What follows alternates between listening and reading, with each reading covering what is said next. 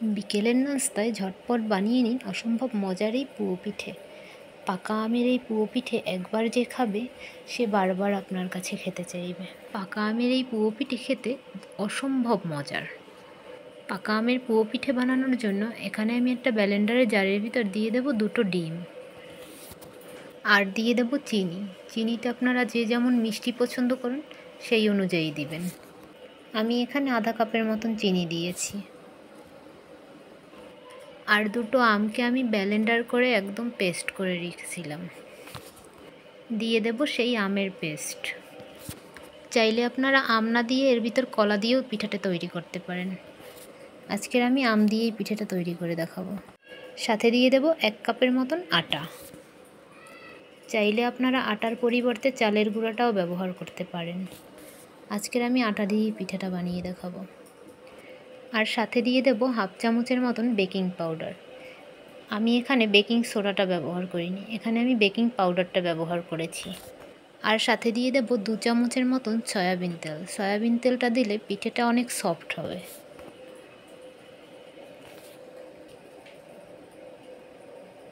এর সঙ্গে আমি অ্যাড করব 1 কাপের মতন লিকুইড দুধ।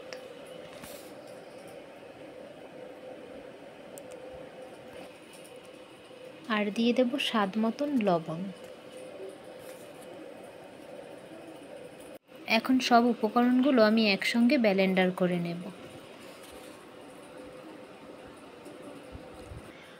আপনাদের কাছে ব্যাটারটা যদি পাতলা মনে হয় একটু আটা মিশিয়ে নিতে পারেন, কিংবা ঘন মনে হলে একটু লিকুইড দুধ মিশিয়ে নিতে পারেন।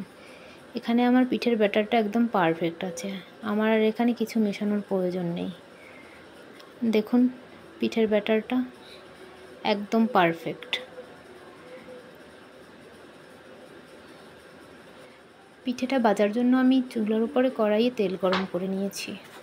আজকের আমি মিনি সাইজের পুও পিঠে ভাজবো, সেজন্য আমি ছড়ানো একটা কড়াই নিয়েছি।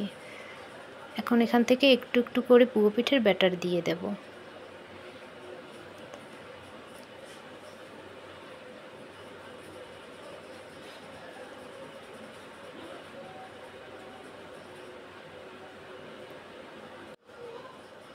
এক সাইড ভাজা হলে অপর সাইড আমি ভেজে নেব। পিঠেগুলো ফুলে একদম ডাবল হয়ে গেছে।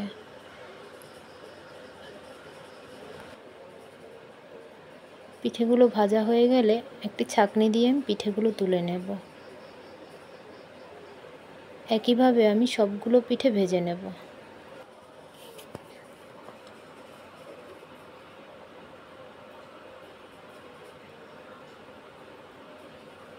সবগুলো পিঠে আমি একইভাবে ভেজে নিয়েছি। এখান থেকে একটি পিঠে আমি ছিঁড়ে দেখাচ্ছি। ভিতরের কালারটা দেখুন কত সুন্দর এসেছে। রেসিপিটি ভালো লাগলে কমেন্ট করে জানাবেন, আর নতুন নতুন ভিডিও পাওয়ার জন্য আমার চ্যানেলটিকে সাবস্ক্রাইব করে রাখবেন।